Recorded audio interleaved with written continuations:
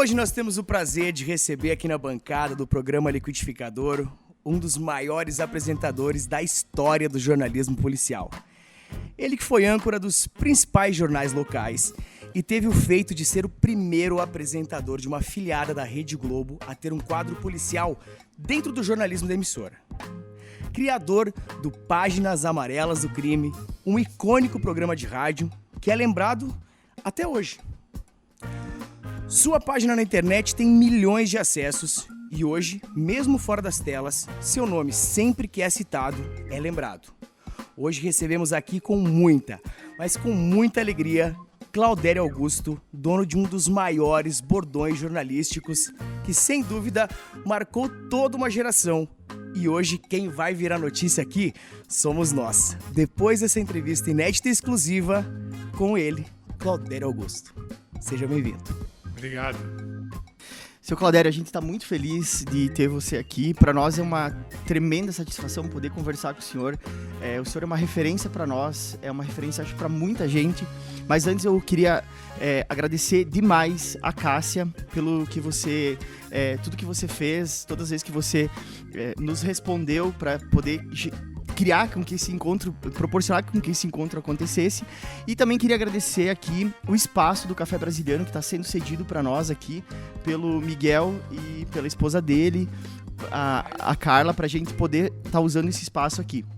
E eu queria já começar com uma pergunta para o senhor, porque a gente sempre começa querendo saber pelo começo, pelo princípio, da melhor forma, pelo princípio. E eu queria saber onde que o senhor nasceu, o senhor é natural da onde e onde é que o senhor estudou na sua formação de colégio, e depois a gente conversa daí sobre a graduação. Mas primeiro, onde que o senhor nasceu, de onde que o senhor é natural e onde é que o senhor estudou? Eu nasci em Iraí, no Rio Grande do Sul, na fronteira, eu sempre digo brincando, fronteira com Palmitos. Em 57, ou seja, estou com 66 anos, estudei o primário lá, depois eu terminei o primário em Planalto, cidade próxima entre Iraí e Nonoai, Planalto, onde moravam meus pais. Eu fui criado por avós e tios. E estudei lá até os 15 anos, quando daí a família se transferiu para Pato Branco, onde eu comecei no rádio em 74.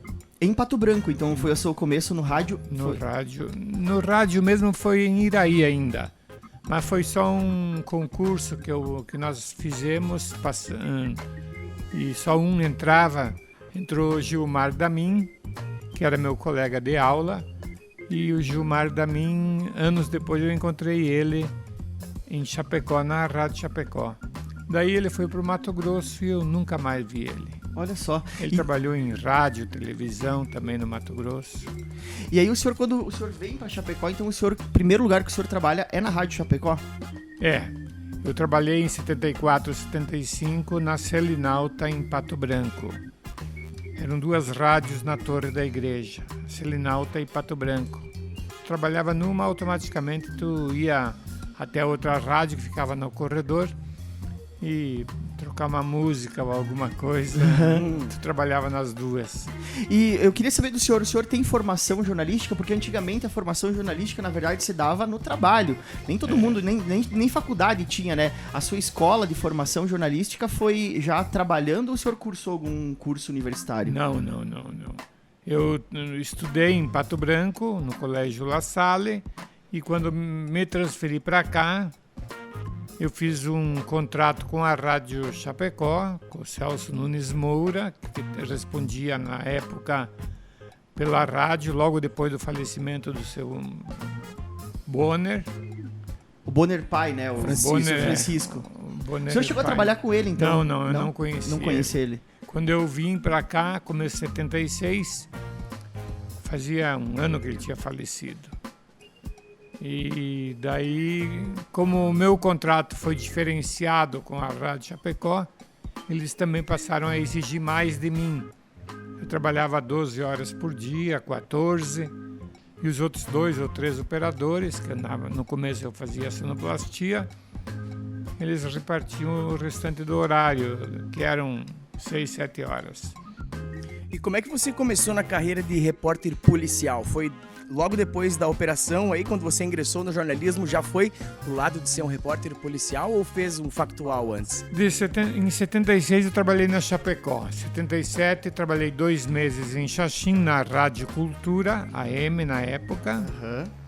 E depois eu fui para a Princesa de Xanxerê. Em final de 77 eu recebi telefonema de Chapecó, da Indicondá, do Darvil Sérgio Brum, que era praticamente o responsável pela rádio, e me convidou para mim voltar para Chapecó. Daí eu vim aqui, como eu já tinha uma namorada aqui na época, tudo ajudou, né? Daí eu vim para cá e comecei a trabalhar na Indicondá. Final de 77 até 82, trabalhei na Indicondá. Quando abriu a TV, primeiro a programação Manchete, onde hoje é a NSC, a antiga RBS, eu fui o primeiro funcionário que botou a TV no ar.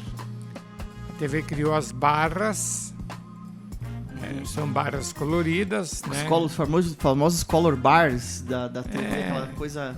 Quando a TV está fora do ar, são as barras que predominam.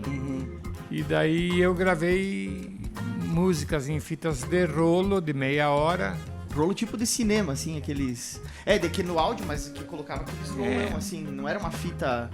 Eram fitas da BASF, fitas que as rádios tinham muito na época e que se gravava um comercial, né, nessas fitas. Daí eu coloquei músicas, gravei 4, 5 fitas e a TV começou, meio ano ficou no ar só com barras, só tocando música em barras. E eu fui o primeiro a trabalhar para a televisão, então, sem ganhar nada, né? Era manchete na época? Era para ser a programação Manchete. Mas daí... Foi para cultura? Foi para cultura. Daí a sociedade local que assumiu, botou no ar a TV e até o final do ano eles venderam para a RBS a TV. Então, dia 1º de janeiro de 83... a RBS Globo assumiu e eu me lembro até que eu estava em Pato Branco transmitindo futsal para a rádio, quando saiu no Fantástico a primeira notícia, manchete: rebelião na penitenciária de Chapecó. Olha só. Já emplacou Fantástico de cara no programa. E foi uma coisa... Eu queria, antes da gente avançar mais para a TV, porque eu acho que é o que a gente mais vai conversar, o Ronei falou aqui na abertura, o senhor também foi criador, eu queria que o senhor contextualizasse quando que foi, em qual rádio que foi, desse programa que até hoje é muito comentado, o Páginas Amarelas do Crime. O senhor que criou ele? Como Não, é que foi? Na verdade... O senhor trabalhou nele? Esse programa foi idealizado pela direção da Condá, família Lang, e o primeiro apresentador e criador praticamente do programa foi o Portalete, um radialista que esteve aqui na década de 70 e logo depois sumiu. Daqui para cá ele nunca mais veio trabalhar, não sei para onde foi o Portalete. Depois dele o João Carlos Fortes. Eu nunca apresentei o Páginas Amarelas do Crime. Na verdade, quando eu assumi parte da programação, Páginas Amarelas do Crime, que era na época, eu troquei o nome e passei a inserir boletins dentro da programação da rádio. Ah, entendi. Mas Páginas mesmo eu nunca apresentei. O senhor nunca apresentou, ele era um programa que já existia, mas que ele já tinha essa pegada policial, até né? O Marcos Antônio Bock apresentou. Certo. E O João Cunhudo não apresentou também? o João Carlos Fortes, né? O Carlos Fortes, o João Conhece como João próprio. Cunhudo. O próprio. E o senhor pautava as conversas, eu queria falar assim, porque naquela época, quando o senhor estava na TV, assim, já nessa época, o senhor pautava as conversas de bar de Chapecó, assim, todo mundo ficava assistindo, e eu lembro claramente que a gente é de Coronel Freitas, natural, né, eu e o meu irmão, e lá, quando o pessoal comentava sobre alguma coisa que tinha saído na TV, na rua, eles não falavam você viu no jornal, eles falavam você viu no Claudério Augusto. O Claudério tinha mais nome que a rádio e a televisão. Mais nome que a rádio. Né? Você era uma entidade mesmo, assim, as pessoas elas confiavam muito no teu trabalho, né? Mas para chegar nesse lugar, o senhor foi traçando o seu caminho dentro da rádio. O senhor até comentou que... Só porque uma coisa que o senhor comentou eu queria voltar. O senhor apresentou... Também fez transmissão esportiva? É isso?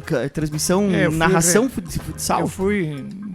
Eu fiz vôlei, eu fiz futsal, mas muitas vezes futebol de campo mesmo, chapecoense.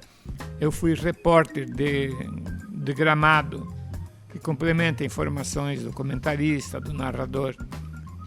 Eu estava transmitindo futsal em Pato Branco, num torneio que o time daqui antigamente era a FEBA, depois de Canecos, e eles estavam participando de um torneio lá, quando eu soube lá que a RBS estava assumindo a TV aqui, dia 1º de janeiro. E daí, quando eu voltei de Pato Branco, desse torneio que eu estava transmitindo para a rádio, claro, eu me interessei, né, porque a TV assumiu. Fui lá conversar com o pessoal da RBS Florianópolis, que estavam aqui, e eles falaram, não, você já está no esquema, se você quiser continuar, você continua. Enquanto que eles estavam contratando gente para reforçar o elenco, né? Naquela época, eu li em algum lugar, o senhor me corrija se eu estiver enganado, mas que o responsável pela TV RBS, naquela época que o senhor iniciou, era o Luiz Carlos Prestes. Era ele que trabalhava? O Prates, desculpa, o Luiz Carlos Prates. Não, o Prates nunca teve assim uma ligação forte de comando em Chapecó. Entendi. Foi o próprio jornalismo de Florianópolis que passou a assumir mais uma TV no interior. O Prates não era simplesmente comentarista. O Prates trabalhava no Rio Grande do Sul, trabalhou na Guaíba, na Gaúcha, e veio para Florianópolis. Ficou muitos anos trabalhando aqui. Mas então eu vou voltar aqui pro jornalismo policial, que é a parte que mais me interessa. Existe uma coisa que é fundamental no jornalismo policial, que são as fontes, né? Se você não tiver boas fontes, você não tem boas notícias. E o senhor sempre foi conhecido por ter boas fontes com credibilidade que passavam essas informações. Como é que era essa relação? Como é que você conseguia as suas fontes, assim? Lembrando que em uma época que não existia nem telefone celular, né? Era tudo gancho ali. No telefone, e às vezes nem por telefone. A gente tinha que... Por isso que a gente ia todos os dias nas delegacias. Ah, vocês faziam isso? Eu fazia. O senhor fazia isso? Tinha que ir visitar o delegado, o comissário, o escrivão, praticamente todos os dias. E às vezes não tinha nada, mas quando pintava alguma coisa, a preferência ele dava pra gente. Então, era mais ou menos nesses termos que a gente conseguia as informações. Eu ouvi dizer que tinha um policial rodoviário federal, que era muito seu amigo, que passava as fontes pra você também. Que também tinha... Vocês trabalhavam em conjunto. Você cobria a parte de crimes e ele cobria a parte de estradas. Tinha esse... O Glicério Morgan, de Concórdia, foi um amigo meu por muitos anos. E depois ele acabou indo para o litoral e também não tivemos mais contato. E já nesse contato das fontes, porque tem uma outra pessoa que a gente recebeu muitas indicações para convidar para estar no nosso programa também, que é o Dr. Eduardo Azevedo, que é um delegado, né? Ele também foi um grande amigo que a gente teve e um grande colaborador dos meus programas. Eduardo Azevedo. Ele era delegado aqui na época? Era delegado do 2º DP, ali próximo ao Detone, né, em frente ali. E a gente se dava muito bem, confiança mútua, sabe? Foi uma coisa muito boa. E voltando para a TV, assim, o senhor me corrige também se eu estiver enganado, o senhor fez fama, começou na TV no SBT, aqui em Chapecó, ou foi numa outra emissora? Porque depois o senhor vai para a RBS e eu queria saber como é que foi essa transição, porque teve uma troca de emissora, né? Você estava em uma e foi chamado para trabalhar nessa, para assumir que foi quando teve essa questão que o Ronei falou antes, que foi o senhor conseguiu um quadro dentro do jornalismo só policial, que é uma coisa que não, se não me engano, foi inédito e não existiu mais. Aqui no início, onde hoje é a NDTV, era para ser a programação da Manchete. Mas como a Manchete entrou na TV de Joaçaba antes, não podiam ser duas emissoras independentes com a mesma programação no estado. Até hoje se respeita isso. Então, como aqui era para ser Manchete e não podia, eles tiveram que mudar a programação. Mas mudar como? Daí entrou a figura do Roberto Amaral, de Lages, TV Planalto de Lages, que criou a SCC, uma rede de emissoras com a programação do SBT. Daí tinha a emissora de Lages, a Planalto, a TV de Florianópolis, que estava entrando no ar, e a de Chapecó. E o Roberto Amaral passou a ser o presidente da rede.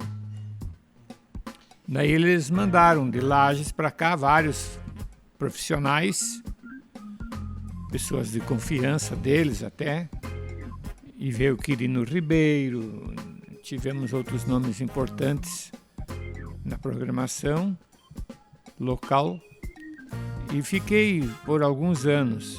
Quando o Roberto Amaral veio para cá, no caso para me contratar também, eu falei para ele que eu tinha uma ideia de colocar alguma coisa no ar. Ele disse, não, pode contratar a pessoa que a gente coloca no ar, porque em Lages eu nunca ganhei audiência da RBS. E ele só tem uma repetidora em Lages. E eu tenho uma geradora de programação. Não, pode achar que eu mesmo apresento, eu vou fazer polícia. E daí eu lancei em 87, na televisão, programa de polícia. Como eu era coordenador de jornalismo, então, foi fácil. Eu jogava como eu queria o tempo do programa. A RBS ia começar o esporte, eu começava um pouquinho antes o programa de polícia. Porque antigamente, numa residência, era um televisor. Hoje, lá em casa, por exemplo, nós somos em 3, temos 5 televisores. E assim, eu acredito, muita gente comum, faz. É comum. Sim. Então... E aí foi quando você, então, essa fama que eu coloquei, que o senhor conseguiu, foi com essa estratégia de brigar por audiência com a concorrência que na época era a RBS TV. Que eles tinham esporte, eles cobriam esporte muito melhor do que qualquer outro. Que outra emissora. E sempre tiveram o campeonato estadual, os times locais. E daí eu começava antes da RBS colocar no ar o esporte, todo dia, de segunda a sábado. E controlava também o tempo, quando terminava o esporte, eu continuava mais um pouco para depois chamar os comerciais. E isso levava a audiência lá em cima, tá? Vocês com estavam sempre surrando Com certeza, a porque o pai e a mãe em casa diziam para os filhos, primeiro vamos assistir o Claudério, depois que terminar ele, daí vamos assistir a RBS o Esporte. Eu sei como é que é, porque era exatamente assim lá em casa. Só que, quando terminava o esporte, eu continuava mais um pouco, e quando eles viravam para assistir a RBS, o esporte já tinha acabado. E aí, eu vou falar quem foi a fonte, porque a gente fez uma pesquisa para estar aqui conversando com você e tal. A gente conversou com uma ex-colega sua, que foi colega sua na RBS, e ela contou que ela estava na RBS, a Ilka Goldschmidt, ela foi professora da UNO Chapecó também, uma jornalista, né? E ela contou que ela trabalhava lá e que a RBS estava perdendo sempre de muita audiência, e aí eles foram atrás do senhor e convidaram o senhor para ir para a RBS. A primeira vez foi quase que automático, assim, sair de uma e ir para outra.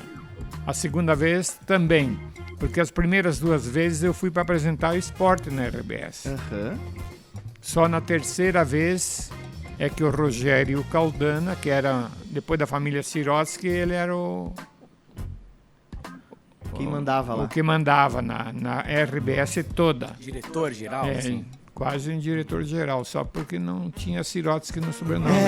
Certamente. E muito amigo meu, Rogério Caldana, quando ele veio para Chapecó, ele pediu para o Daniel, que era o diretor aqui da RBS, me ligar. Me ligaram no SBT, eu fui lá conversar com eles, não sabia o que eles queriam. Daí me fizeram a proposta. E a gente negociou. Eu me lembro que eu fui ganhar 3 vezes mais do que eu ganhava no SBT. Olha só. E não era muita coisa, não. Mas foi um salto, né? Foi uma diferença. Um reconhecimento daquilo que você já estava fazendo no SBT. Eu me lembro que o valor estava meio apertado, não estávamos acertando.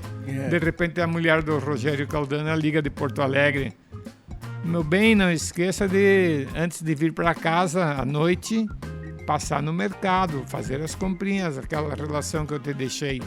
Daí ele deu atenção para ela e esqueceu do que estava na frente dele conversando. Daí quando ele voltou para conversar comigo para nós fazer o acerto, eu aumentei uns 2.000 na época, que ele não estava acompanhando.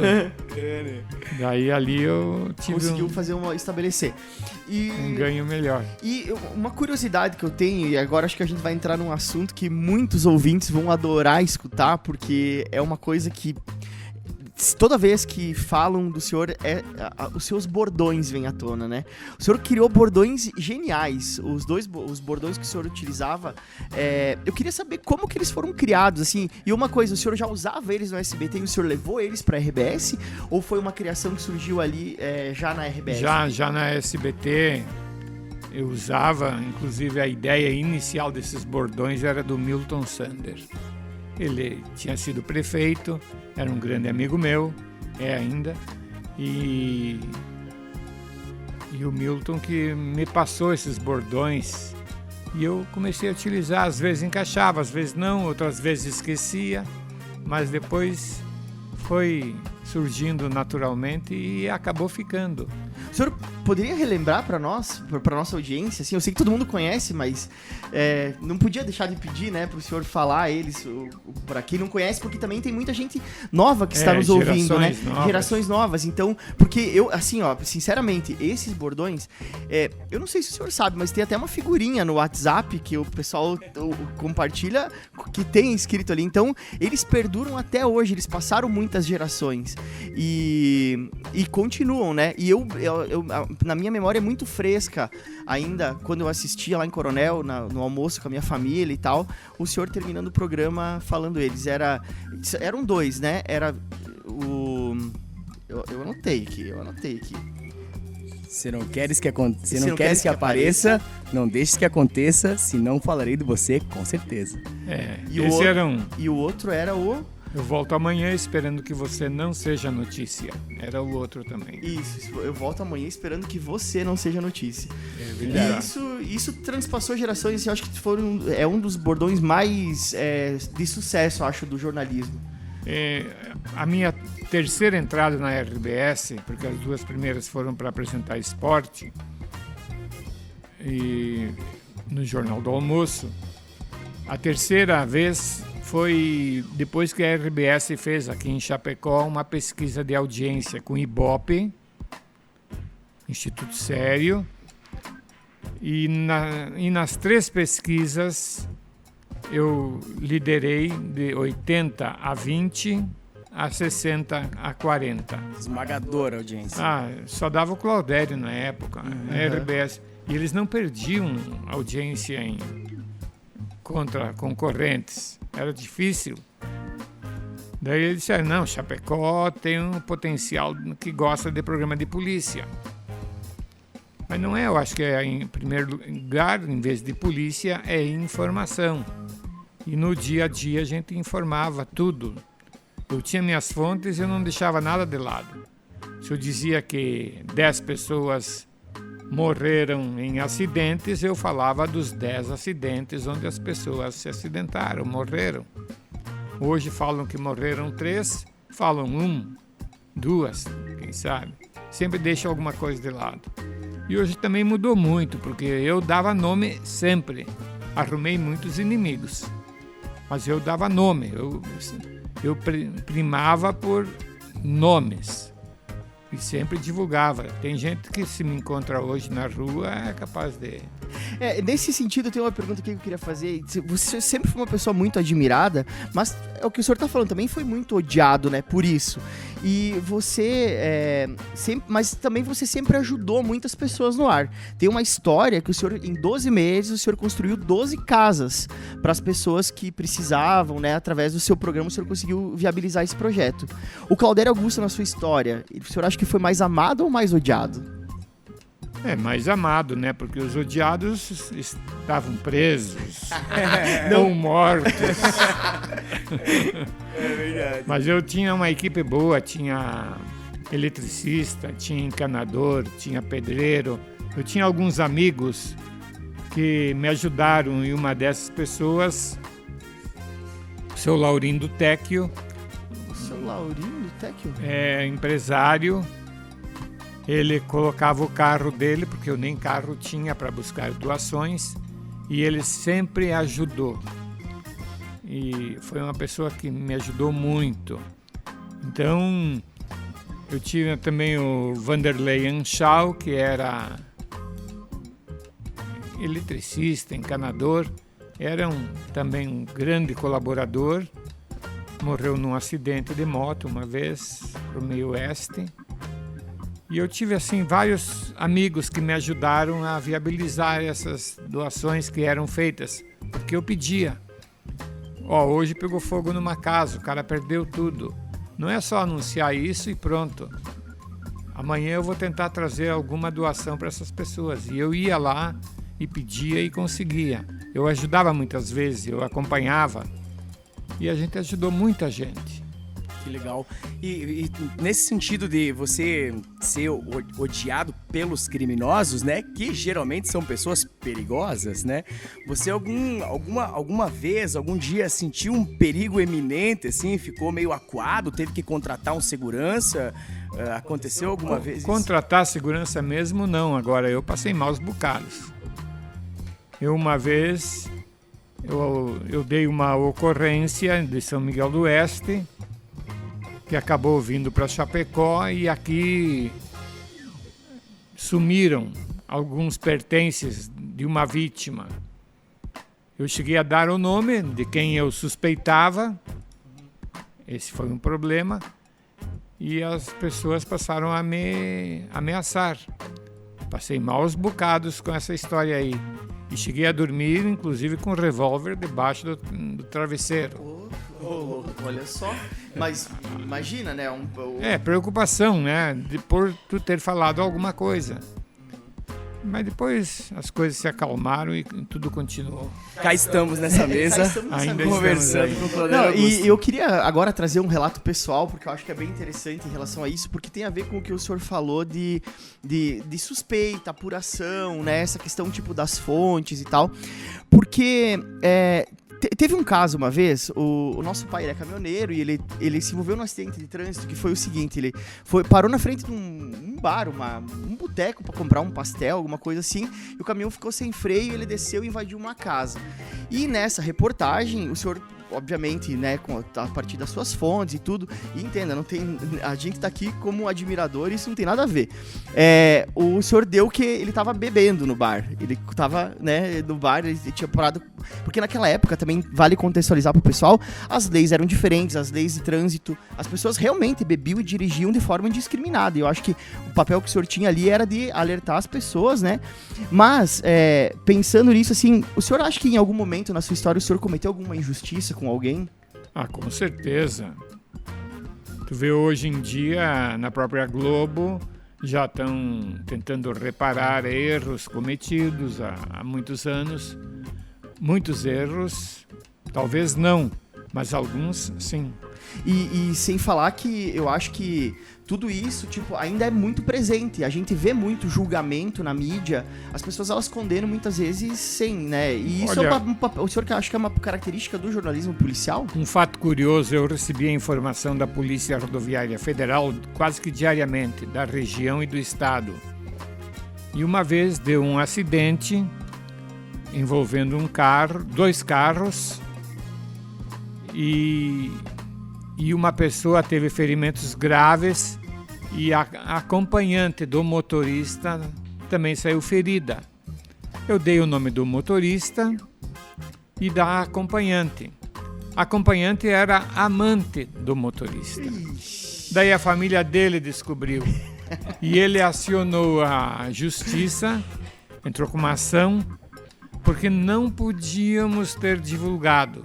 A informação era da Polícia Rodoviária Federal. E no fim essa família perdeu a questão porque não podia ter divulgado. E a partir daí mudou muita coisa. Hoje em dia eles não dão o nome de ninguém mais. Motorista, um homem de 46 anos. Embriagado, daí pode dizer... Eu há pouco tempo eu respondi um processo como testemunha daí. Eu já tinha saído da televisão. Onde uma pessoa tentou matar outra no bairro Bela Vista. Tentou matar, não conseguiu. Ele foi preso, julgado, condenado, cumpriu pena e quando saiu da cadeia acionou esse caso da tentativa de homicídio que foi divulgado com o nome dele e eu fui testemunha. Ou seja, estavam processando a polícia militar que me deu a informação e eu, por ter divulgado, ele acabou acionando a polícia militar. Ou seja, entrou na justiça contra a PM, que é do Estado. A justiça também é paga pelo Estado, juízes, promotores. Ou seja, estavam processando o mesmo patrão. E a justiça entra com ação contra um cara que tentou matar, não conseguiu, cumpriu pena, né? Foi julgado e condenado. Rodrigo, só dá licença, sei que você vai fazer uma pergunta, mas eu queria já pedir, nesses tantos anos de jornalismo policial, teve algum caso assim que o senhor se sentiu impactado, sabe, que lhe fez mal, assim, porque a violência, às vezes, o senhor levava isso pra casa? Essa é a pergunta, sabe? Ou o senhor passava a porta da TV e esquecia que estava lá dentro? Ou algum caso, assim, que o senhor lembre que foi realmente emblemático, né? Que marcou? Muitas vezes a gente tirava de letra, sabe? Mas às vezes tinha alguns casos que realmente mexiam com a gente. Aquele acidente do avião na cabeceira do aeroporto, com os médicos de Porto Alegre, avião do governo do estado, porque lá foi o seguinte, hoje já mudou muita coisa. Hoje quem doa, por exemplo, faz uma doação, não sabe para quem vai o órgão, ou os órgãos. Na época tinha uma pessoa em Porto Alegre que estava precisando de órgãos e quando souberam que tinha em Chapecó uma pessoa com morte cerebral, o avião acabou levantando o voo de lá, apesar das péssimas condições de voo. Eu me lembro que o Grêmio estava jogando fora e o Inter fora também naquela noite. Então só tinha rádio ouvindo. Era Guaíba e Gaúcha. E quando o avião foi levantar voo daqui, pegaram os órgãos e estavam levantando o voo. Ele não teve sustentação suficiente e acabou caindo na cabeceira da pista e todos morreram. E já chegou as pessoas ali? O senhor cobriu esse acidente em loco? O senhor chegou a ir até lá? Não, eu não fui, mas tinha equipe lá. Tinha. E eu me lembro porque o Grêmio e o Inter estavam jogando fora, então a audiência das rádios era grande. A primeira coisa para saber na época, quando aconteceu o acidente, eu tentei ligar para Porto Alegre, para a RBS, para saber que mais informações eles teriam para a gente. Não consegui contato com a RBS, ou que a CRT, na época, desse o telefone da RBS para mim entrar em contato com eles. Engraçado é que para Guaíba eles conseguiram. Que era, por que será, né? Era exatamente a rival, né, concorrente forte da Gaúcha. E daí a Guaíba atendeu, pedi informações, me repassaram todas. Daí no outro dia, claro que ia estourar essa bomba, né? A RBS queria saber quem é que de Chapecó passou a informação para Guaíba, porque eles tinham uma emissora aqui em Chapecó. E eu disse, abri o jogo, fui eu, e expliquei tudo o que aconteceu. Por que para Guaíba eles cederam o telefone e para Gaúcha não? E a Gaúcha, a RBS, estava comprando Que hoje é do grupo, a né? telefone. Não, na época era para ser a Telefônica ou alguma coisa assim. E eles não... Mas deu um barulho grande lá em Porto Alegre. Respondida a pergunta, então, vou deixar o clima um pouco mais leve agora aqui, porque recentemente o Fantástico fez 50 anos, né? E o Cid Moreira revelou numa entrevista que ele fazia o Jornal Nacional de terno, gravata e de calção. E eu tenho uma informação dos seus colegas da TV que o senhor também apresentava, às vezes apresentava o jornal de terno, gravata e de calção por baixo. Conta pra nós essa história aí. Na verdade, aqui no Rio ainda se entende porque lá é muito quente, né? Se o Cid ia com frequência de bermuda ou calção, não sei. Agora, eu fui uma vez só, mas foi tudo preparado para mostrar que eu estava tipo Cid Moreira, mas nada disso. Eu ia normalmente de calça, com a própria calça que tu ia trabalhar de manhã como repórter. Chegava lá, se preparava, entrava no ar e apresentava o programa. Mas uma vez eu fui de bermuda e daí eles focalizaram a bermuda para mostrar que... Fazer uma brincadeira, assim, foi uma tiração. Estava muito quente, coisa assim. Ah, entendi, Mas entendi. Porque a gente recebeu uma foto, na verdade, e a gente ficou, né, achei interessante, achei uma conexão muito engraçada. Mas falando agora também dessa questão da TV, porque o Ronei também já foi cinegrafista lá da RBS, e foi o mentor dele lá, que ensinou ele foi o Paulo, né? Paulo Dalbello e Osmar Lucas. Paulo Dalbello e Osmar Lucas, seus colegas. E eu queria, pegando esse gancho, queria saber quem foram os seus grandes parceiros de reportagem da vida, sabe? Com quem você trabalhava e com quem você cobriu muitas pautas junto, né? E quem foram as pessoas com quem o senhor, assim, lembra de ter trabalhado, que foram seus parceiros de reportagem? No SBT eu tinha o Adriano, que depois sumiu, não sei para onde foi, acredito que esteja em Porto Alegre, trabalhando em outra função. Na RBS, quando eu entrei, eles viabilizaram para mim um cinegrafista, um carro e equipamento. Foi o Osmar Lucas contratado para me acompanhar. Então nós tínhamos um carro só para isso. Então o Osmar Lucas está até hoje lá. Uhum. E ele foi o meu grande parceiro na RBS. Trabalhamos juntos, a coisa funcionava realmente. Pô, que demais. Então, já aproveitando esse gancho, quero pedir pra você se você ainda assiste o jornal, se você assiste algum jornal local e se você sente saudade, alguma nostalgia quando você assiste, dá uma vontade de voltar a apresentar, não sei. Não, vontade não. Vontade não, mesmo porque eu acho que eu fui muito mal remunerado. Apesar de ser um salário diferenciado, eu acho que cabeças de rede, Florianópolis, Porto Alegre, Curitiba, pagam muito mais do que o interior paga. Então o interior é sacrificado nesse sentido. Eu ganhava razoavelmente bem apenas quando trabalhava na televisão e também no rádio ao mesmo tempo. Eu trabalhei 44 anos em Chapecó, em rádios de Chapecó e da região, e 22 anos em televisões. Quando estava nas duas, no rádio e na TV, eu até conseguia que as crianças vissem um pouquinho mais a cor do dinheiro. Mas quando era um só, era difícil.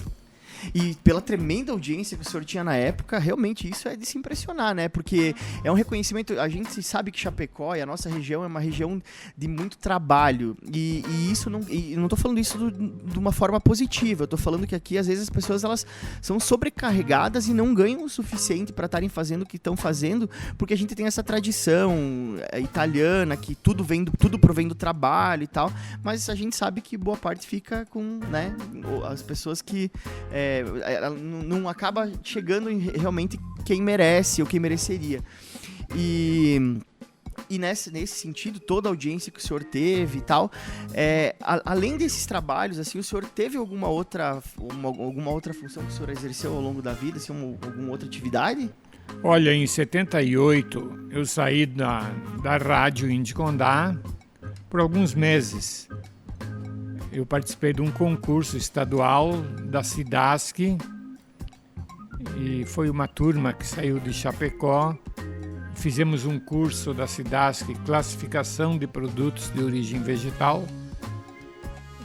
Ficamos lá 70 dias, mas eu ia e voltava e trabalhava no rádio final de semana e daí domingo de noite voltava a Florianópolis, é um pulinho, né?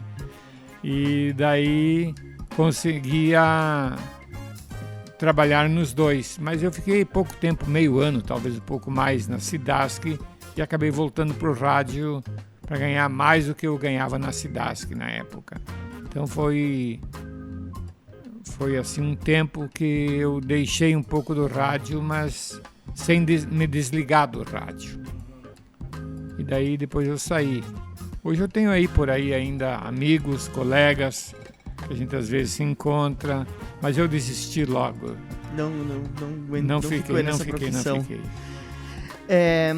Você tem também hoje, você tem uma página que ela é muito acessada ainda, né? E eu tenho uma curiosidade de saber se é o senhor que ainda alimenta essa página ou o senhor faz a curadoria das matérias, das notícias e tem alguém que trabalha por trás dela? Nenhuma coisa nem outra. Nada? Na verdade, quem está tocando essa página hoje é o meu filho, o Thiago Probst, né? Ele que tem me ajudado muito, tem colocado informações mas está meio deixada de lado essa Mas página. ela tem atualização diária, né? Até hoje tu vê lá, tem atualização diária e tem acessos diários. Então tem ainda muitas pessoas que têm o senhor como referência em notícias desse... Ele tenta fazer o melhor possível dele, né? Mas eu em 16, quando eu me desliguei do rádio, eu sofri um AVC. Em 2016? Em 16, faz 7 anos. E até eu digo sempre que o AVC foi fraco. Daí o meu amigo e advogado Jorge Barros diz, não, você que foi forte, você conseguiu superar essa. Mas muita coisa a gente esquece. Vontade de fazer as coisas não dá muito, então eu acabei desistindo. Mas tá bom a vida de aposentado, né? Dá pra... Poderia ter sido melhor. Poderia ter sido bem melhor, porque a gente vê que trabalhando você não tem tempo para ganhar dinheiro. A verdade é essa. E a imprensa é mal paga. Infelizmente os funcionários, pelo menos eu e alguns que eu conheço, não são bem remunerados pela imprensa de Chapecó. Mas a gente tem o prazer de sentar nessa bancada e poder conversar com você. Não há riqueza maior que essa. E ainda bem que estamos aí ainda, né? Com alguns probleminhas, saúde e tudo mais, mas se cuidando. Seu Claudério, depois disso... Vamos pro nosso fecha, né? Vamos pros nossos finalmente aqui. Eu queria saber, depois disso tudo que a gente conversou aqui, a gente chamou para estar aqui porque além de fã, né, nós pensamos que a sua história deve ser reconhecida.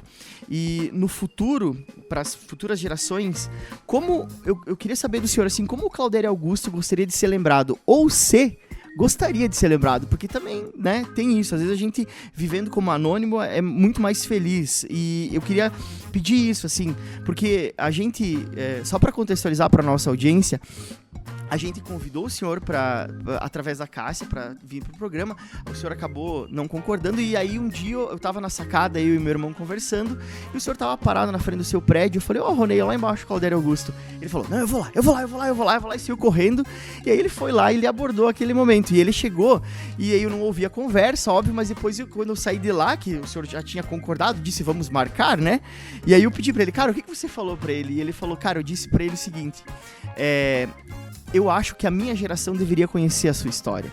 E eu, na hora, eu falei, cara, tu às vezes me surpreende. Porque é isso, sabe? Realmente, a gente... É muito importante pra nós, assim, estar aqui conversando com você. Eu acho que todo mundo que tá ouvindo também vai lembrar dos momentos que passou em família. Então, também isso traz uma memória nostálgica pras pessoas. Mas eu queria saber, sabe? Era melhor naquela época que o senhor tinha muita fama e às vezes não conseguia nem sair sem ser reconhecido? Ou hoje que relativamente, talvez, como o tempo passou, as pessoas já não lhe reconhecem mais? Hoje tá mais tranquilo. Uma vez, há muitos anos atrás, a gente tinha que se cuidar um pouquinho, né? Falava alguma coisa meio-dia, à tarde ou nos dias posteriores, você tinha aquela notícia, né? Então, a gente se cuidava mais, eu me cuidava muito na época. Mas hoje eu estou mais tranquilo, apesar de sempre o olho ficar de lado, né? Uhum. Mas a gente se cuida, como eu me cuidei sempre. Mas valeu a pena, foi bom o trabalho, porque o Roberto Amaral abriu para mim fazer programa de polícia em 87 na SBT. Depois a RBS acabou me contratando, fui para lá. Só que eu saí em 2003 da RBS, coisas que até hoje não me explicaram direito, mas eu aceitei na boa, tudo bem. Já estava meio cheio da televisão, te satura muito, sabe? É muita responsabilidade. Às vezes tu vai a Dionísio Cerqueira, meia hora, uma entrevista, umas imagens, para colocar 30 segundos no ar, e você foi às 6 horas de viagem, 3 de ida, 3 de volta. Então dava muito trabalho, e isso vai enchendo, sabe? E eu saí em 2003 por ganhar muito na RBS. Só para vocês terem uma ideia, hoje a maioria dos funcionários ganhavam de R$ 1.500 a R$ 2.000. Eu ganhava 3. E por ganhar demais, e eles precisavam entregar para a NSC, já devia a venda ter sido já concretizada, eles precisavam tirar os maiores salários da emissora. E daí me tiraram também. E eu até aceitei na boa, porque eu estava querendo mesmo isso. Por isso não me dá mais saudade. Para quê? Sim. Voltar para lá para... E além duas coisas só que eu acho que passou, que eu lembrei agora. Além do site, o senhor nunca pensou assim, nesse advento da internet, depois começou, o senhor nunca se interessou a produzir material para esse tipo de... Como se fosse uma coisa até independente? Pensei, mas assim. é mais responsabilidade, vou voltar a me comprometer em fazer certas coisas, vou ter que colocar regularidade. Sim. E eu não tenho mais pique para isso aí, não. Uhum. A internet não me atraiu tanto assim, não. Eu tenho alguns amigos que têm blogs, mas não. Para mim fazer, não. E uma outra coisa que passou também, que eu tinha lembrado, a gente tinha conversado ontem de pedir, era sobre as suas referências, assim, no jornalismo, né? Porque o senhor adotou um tom muito seu, assim, que não dá nem pra dizer que é comparar com outros jornalistas. Eu acho que o jeito que o senhor falava, o tom que o senhor usava, tudo isso é uma coisa que o senhor foi... Da onde, assim, teve alguma referência? O senhor foi natural? Natural, sem... Ninguém fazia. Então, tudo que eu inventasse, colocava no ar e pronto, do meu jeito, né? E o negócio era não ficar falando muito. Tem muito apresentador por aí que fala, mas não diz nada. Muitas vezes fala de um problema, mas não diz quem ocasionou aquele problema. E eu acho que a gente tem que atacar o problema de frente, dar nome aos bois. Eu, pelo menos, pensava assim. Hoje, claro, mudou muita coisa.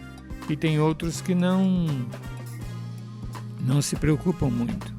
Eu me lembro que em 2013, uma das justificativas da RBS, quando eu saí, foi que o SBT, hoje é a Record, a programação, não estava fazendo concorrência para a RBS, então não era interesse deles pagar um alto salário, 3 mil, pagaram um salário diferenciado porque não tinha concorrência. E até hoje falam que não tem concorrência, então eles não se preocupam muito. Eles colocam lá programa policial, algumas informações policiais, simplesmente para satisfazer a audiência, e para eles está bem assim, porque não tem ninguém que faça concorrência com eles. E só voltando, porque a gente comentou antes também desse jeito de fazer jornalismo policial que é dentro da grade, hoje em dia também está bem diferente. Não tem mais um jornalista que trata só da polícia, a não ser, por exemplo, na RIC, nessas emissoras tipo a Record, eu acho que, por exemplo, o da Atena, que tem um programa que é basicamente, né, São Paulo é outra São Paulo é outra coisa, exatamente. Mas dentro das grades de programação de todas as afiliadas da RBS, só existiu o seu programa e depois não existiu nunca mais. Eu ia entrar na Bahia 2 anos depois que eu comecei, mas até hoje não entrou. Então nunca mais entrou ninguém com a programação diária numa afiliada da Globo no Brasil. Então, nos 50 anos da Globo, então, 60, sei lá quantos, eu fiz parte, pequena parte, mas... O primeiro e o único a fazer um programa... Primeiro e último. Policial dentro da grade de programação da Globo, como eu falei na abertura. Bom, a gente vai se caminhando pro final aqui da nossa entrevista, mas esse programa aqui, Claudélia, ele vai ser vinculado durante a EFAP, nesse sábado. Você que tá ouvindo aí, a gente tá gravando esse programa agora, esse programa é um programa gravado, e ele vai ser vinculado durante a EFAP. Eu quero que você deixe uma mensagem para os teus fãs, para as pessoas que te admiram, que sentem saudade de você na televisão e no rádio. E também quero aproveitar e perguntar para o senhor se você não tem alguma história curiosa com a EFAP. Não, com a EFAP em si não, porque é um evento, né, muito grande. Mas você cobriu algumas EFAPs? Esteve em várias. Eu fui em várias EFAPs e continuam, né, a prefeitura e empresas participando de um grande evento, com certeza, e esse está sendo mais uma vez, né? Apesar de que chegou em outubro, deu chuva, tem EFAP. Tradicional chapecoense. E teve EFAPs, inclusive, me lembro muito de algumas. Último dia de EFAP, pancadão de chuva, temporal, muitos prejuízos para os próprios envolvidos no evento, mas são coisas que acontecem porque é outubro. Pensaram em transferir para novembro, para dezembro, mas ficou sempre para outubro e continua sendo. Apesar de todo o trabalho que dá, né? Vamos esperar que esse ano seja melhor que nas vezes anteriores. E sem falar que o senhor comentou antes do Milton Sander, acho que vale mais um comentário, porque o que o Milton fez por Chapecó, poucos prefeitos fizeram e poucos políticos fizeram pela sua cidade, pela sua região. O Dr. Milton foi uma figura assim muito importante e que eu acho que a EFAP, de fato, ela tomou a proporção que ela tem hoje a partir das gestões dele, né? O Milton foi o responsável, inclusive, por aumentar a população de Chapecó. Eu me lembro que a primeira vez que a Chapecoense entrou no Campeonato Brasileiro, era outra fórmula de disputa, tinha que ter 100 mil habitantes, Chapecó. Chapecó tinha 70. O Milton já arrumou 100 mil. Chapecó 100 mil e foi, Chapecoense jogou, participou, era um grande... E outra coisa que eu lembrei agora, porque também a gente conversou, quando a gente falou com a Cássia sobre um dia pra gente poder entrevistar você, ela disse sim, só não pode ser o dia que o Flamengo esteja jogando. O senhor é flamenguista, assim, tipo... Acompanho. Acompanha, gosta de assistir. Como eu também acompanhava a Chapecoense, né? Mas da Chapecoense eu já desisti. O Flamengo também não tá aquelas coisas, não tá, né? Mas eu... que legal. Então, Claudélia, fica o microfone aberto pro senhor aqui, né? Vamos agradecer a presença. Eu quero demais agradecer. Eu acho que, assim, desde que a gente criou esse programa com esse intuito, a gente já entrevistou pessoas aqui como... Décio Bonner. Seu Décio. Também tem história.